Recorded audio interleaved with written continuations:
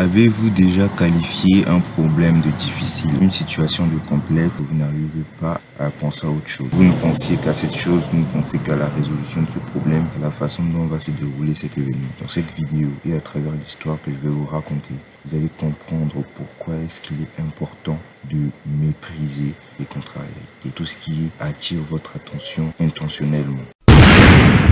Après la révolution de 1910, Pancho Villa était vu comme un héros, mi-Robin des Bois, mi-Don Juan, selon les États-Unis. Après des années d'âpres combats, le général Carranza, malheureusement, va battre Pancho Villa lors de la révolution et celui-ci va tourner vers la délinquance, vers le banditisme. C'est à partir de là que tout va changer. Parce qu'en 1916, Villa et sa bande attaquent la ville de Columbus au Nouveau-Mexique, tuent 17 soldats et civils américains. Pour lui, de tous ces maux, de tous ces malheurs, c'était la faute des Américains.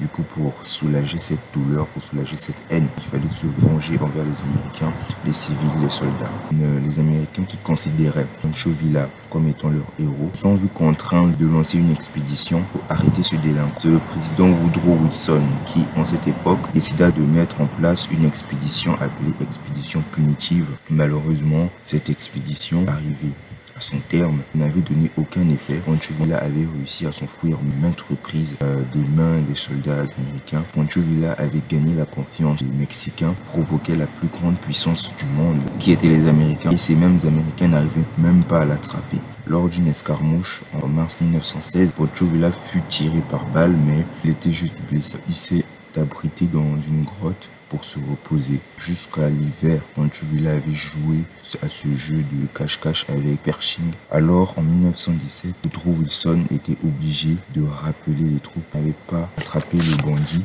Et en plus de ça, ils avaient dépensé beaucoup d'argent pour un simple délinquant qui n'avait même pas eu au final. À la fin, ils furent même chassés par les opposants. Ils étaient contraints de prendre des rescousses aériennes pour s'enfuir.